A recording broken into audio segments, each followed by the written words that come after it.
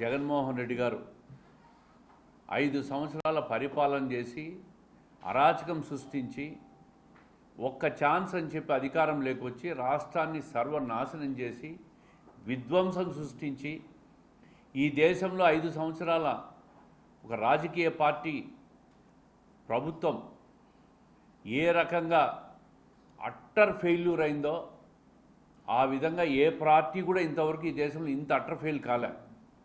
సంపూర్ణ majority సాధించి రాష్ట్రాన్ని సర్వనాశనం చేసి చివరకు ప్రజలు 175 స్థానాల్లో 11 స్థానాలకు పరిమితం చేసి ఇంటికి పంపిస్తే కూడా వాళ్ళకు బుద్ధి రావడంలే. ఈరోజు జగన్మోహన్ రెడ్డి గారి లక్షణాలే వాళ్ళ నాయకులు కూడా పుట్టుకుని నెట్టుకున్నారు.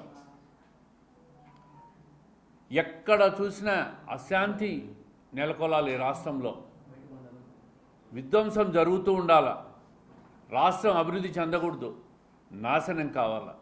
ఈ అజెండా ప్రకారం గత సంవత్సరం నుంచి సంక్షేమం, అభివృద్ధి, సంపద సృష్టించే విధంగా పరిపాలన జరుగుతూ ఉంటే రాష్ట్రాన్ని నాశనం చేయాలని ఏకైక కంకణం కట్టుకున్నాడు మాజీ ముఖ్యమంత్రి జగన్మోహన్ రెడ్డి గారు.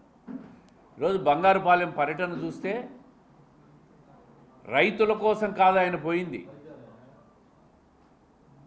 కేవలం ఒక విధ్వంసం సృష్టించాలా, నేనున్నాను, నా ఉనికి కావాలా, ఉనికిని కాపాడుకోవాలని చెప్పి ఈరోజు మామిడి రైతులు కనపడుతూ ఉన్నారు.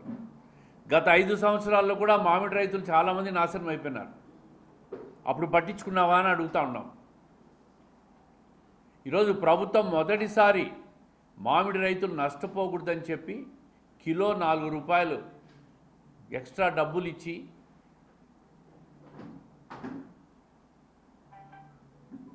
రైతుల నుంచి కొనుగోలు చేసే విధంగా వ్యాపారులను ఒప్పించి చేస్తూ ఉంటే అప్పుడు ఈయనకు తెలిసి వచ్చింది మామిడి రైతులు కష్టాల్లో ఉన్నారని. ఎక్కడ చూసినా అడుగడుగునా విధ్వంసమే. పోవచ్చు కదా, 1-2 బండ్లలో పోయి పరామర్శించవచ్చు.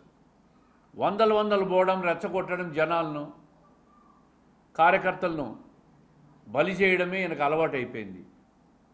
రాష్ట్రంలో ఒకసారి చూస్తే నిన్న నెల్లూరు జిల్లాలో ప్రసన్న కుమార్ రెడ్డి వ్యాఖ్యలను తీవ్రంగా ఖండిస్తూ ఉన్నాం. ఘోరమైన భాష, మహిళల వ్యక్తిగత జీవితాలకు లేకి తొంగి చూసి వాళ్ళను అప్రతిష్ట పాలు చేసే పనిగా పెట్టుకున్నారు. యథా రాజా తదా ప్రజ. జగన్మోహన్ రెడ్డి గారు అదే లక్షణాలు వీళ్ళకి పుణికిపుచ్చుకున్నారు. గతంలో 10-15 సంవత్సరాల నుంచే ప్రసన్న కుమార్ రెడ్డి గారికి దగ్గర బంధువే కదా ఆవిడ ప్రశాంత్ రెడ్డి గారు.